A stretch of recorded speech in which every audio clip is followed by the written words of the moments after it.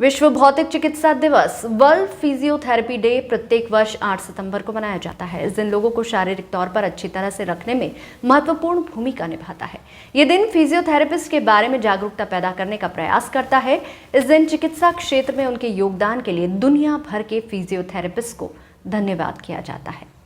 World physiotherapy day का इतिहास साल 1996 में world confederation of physical therapy को 8 सितंबर को वर्ल्ड फिजिकल थेरेपी दिवस के रूप में नामित किया गया था। इसकी स्थापना 1951 को WCPT द्वारा स्थापित की गई। ये दिन वैश्विक भौतिक चिकित्सा समुदाय की एकता और एकजुटता को दर्शाता है। ये दिन फिजियोथेरेपिस्ट के कार्य को पहचानने और उन्हें प्रोत्साहित करने के लिए मनाया जाता है। इस दिन इनकी पेशे को बढ़ावा देने और उनकी विशेषता को आगे बढ़ाने पर जोर दिया जाता है। World physiotherapy day 2022 theme.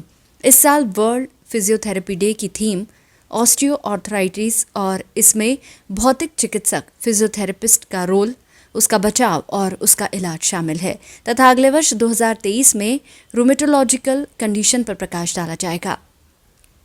एक नज़र अगर विश्व में ऑस्टियो आर्थराइटिस के ऊपर डाली जाए तो ये कॉमन जोड़ों की वैश्विक समस्या है जो 60% विश्व जनसंख्या को प्रभावित करती है।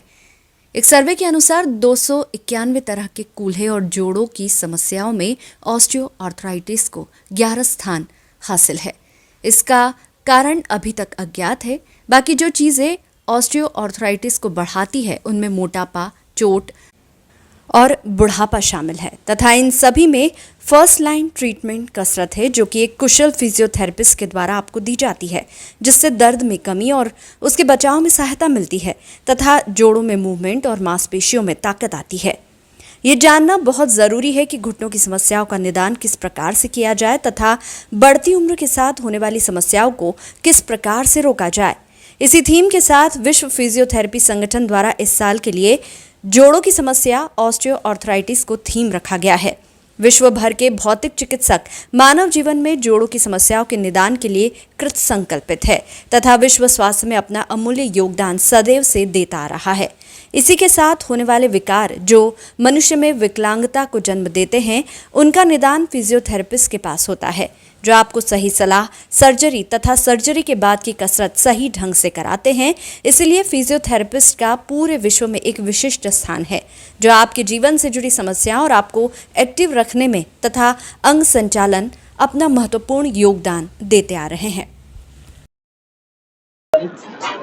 आज 8 सितंबर है और विश्व फिजियोथेरेपी दिवस मनाया जा रहा है और हम फिजियोथेरेपी सेंटर के अंदर मौजूद है और यहाँ देखिएगा किस प्रकार से फिजियोथेरेपी की जा रही है, कितने मरीज यहाँ पर विद्यमान है और मरीजों का उपचार किया जा रहा है। यहाँ पे सीनियर फिजियोथेरेपिस्ट लोकेन चौधरी हैं, उनसे चर्चा करेंगे कि आज फिजियोथेरेपी को विश्व के रूप में मनाया जा रहा है, दिवस के रूप में। तो आप क्या कहेंगे और कैसे क्या? पहले तो सर आपको भी और मंदसौर की समस्त जनता को विश्व फिजियोथेरेपी दिवस की हार्दिक शुभकामनाएं। आज 8 सितंबर 2022 को विश्व फिजियोथेरेपी दिवस प्रतिवर्षानुसार इस वर्ष भी मनाया जा रहा है, जो कि देश भर के सारे फिजियोथेरेपिस्ट मिलकर यह फिजियोथेरेपी दिवस फिजियोथेरेपिस्टों के द्वारा किए गए कार्यों की सराहना करने, उनकी प्रशंसा करने और उन्हें प्रोत्साहित करने के लिए मनाया जाता है। इसी के साथ आज आपको कुछ पुरस्कार भी दिए गए हैं। कौन कौन से पुरस्कार आपको प्राप्त हुए? जी, आरोग्य गुरु पत्रिका के द्वारा मुझे बेस्ट क्लिनिकल एक्सपर्ट का अवार्ड दिया गया है तथा मूवमेंट मास्टरो के द्वारा मुझे बेस्ट क्लिनिकल फिजियो लीजेंड का अवार्ड दिया गया है।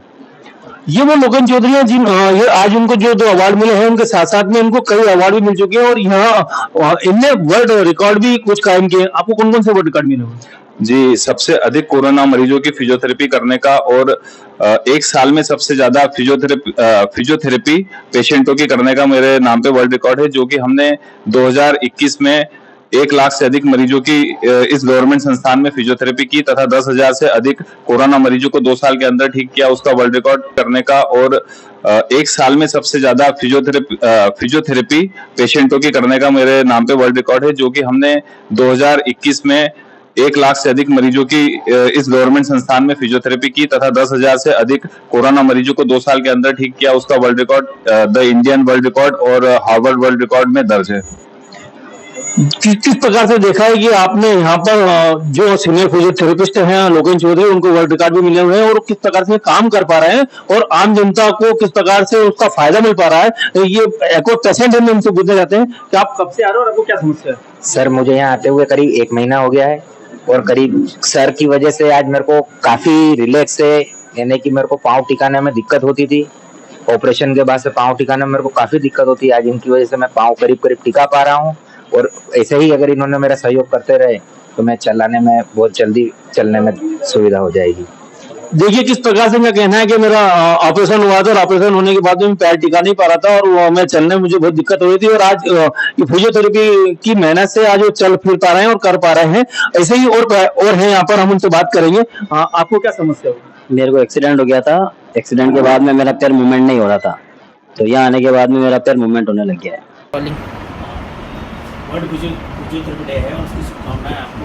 आप फिजियोथेरेपिस्ट हैं और आप किस प्रकार से इस विभाग में काम कर रहे हैं। सबसे पहले तो फिजियोथेरेपी डे का आप सभी को शुभकामनाएं आप लोगों को भी, और आप लोग हम फिजियोथेरेपी को इतनी अहमियत दे रहे हैं उसके लिए मैं आप लोगों को धन्यवाद। दूसरी चीज़, अगर एज अ फिजियोथेरेपिस्ट मैं आप लोगों से बात करूँ तो मैं बोलना चाहूँगी फिजियोथेरेपी की रिक्वायरमेंट आज हर एक घर में और हर किसी की, ज़रूरी नहीं फिजियोथेरेपी बीमार होने के बाद ही ज़रूरत पड़ती है, कोई तकलीफ होने के बाद ही। अगर आप तकलीफ से पहले फिजियोथेरेपी करें यानी फिजिकल एक्टिविटी करें तो आप तकलीफ से दूर बच सकते हैं। यहाँ जिला अस्पताल में मैं ऐसा चाइल्ड पीडियाट्रिक फिजियोथेरेपिस्ट अपॉइंटेड हूँ। मैं यहाँ पर जो एसएमसी के बच्चे हैं 0 से 18 साल के जितने भी बच्चे हैं उनको फिजियोथेरेपी के लिए अवेलेबल है। मेरा जॉब यहाँ पर यही है कि मैं जितने भी 0 से 18 साल के बच्चे हैं जिनको किसी भी प्रकार से डेवलपमेंटल डिले होता है, मतलब वो अपने विकास से पीछे नहीं जाते हैं, तो उनको पूरा स्क्रीनिंग करना, उनकी जांच करना, फिर उनकी रिक्वायरमेंट कहाँ पर किस तरह से हम उनकी फिजियोथेरेपी के द्वारा उनकी जो एक्टिविटी उसको नॉर्मल कैसे कर सकते हैं वो फिजियोथेरेपी के द्वारा उनको सिखाई भी जाती है, कराई जाती है। जैसे अगर आप एक एग्जाम्पल के तौर पर मैं आपको सिर्फ इतना कहना चाहूँगी कि अगर कोई बच्चा 3 महीने का है या 6 महीने का, अगर वो करवट नहीं ले पा रहा है तो हम उस बच्चे को वहीं से इसकी स्टार्टिंग कर देते हैं कि वो आगे चल के उसकी एक्टिविटी पीछे नहीं करे। आइए हम बात करते हैं राहुल सिन्हम से कि राहुल जी, आज विश्व फिजियोथेरेपी डे है और आप फिजियोथेरेपिस्ट हैं, आप इस पर क्या कहना है। सबसे पहले तो आपको भी बहुत बहुत शुभकामनाएं हैं इस फिजियोथेरेपी की दिवस की। मंदसौर के लोगों को जितनी अच्छी कोशिश करता हूं कि मैं ये फिजियोथेरेपी दे पाऊं, उसका प्रयास है और उनके दुख दर्द कम कर पाऊं, यही मेरा उद्देश्य। इनका कहना है कि मंदसौर की जनता का जितना दुख दर्द कम कर पाऊं यही हमारा उद्देश्य है और हम मानव सेवा के लिए ही समर्पित हैं। नेमी चंद राठौर, SBC टाइम, मंदसौर।